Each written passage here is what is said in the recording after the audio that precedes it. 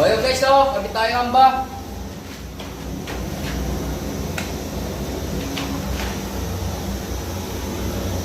Yan guys ginagamitan natin ng laser guys, no?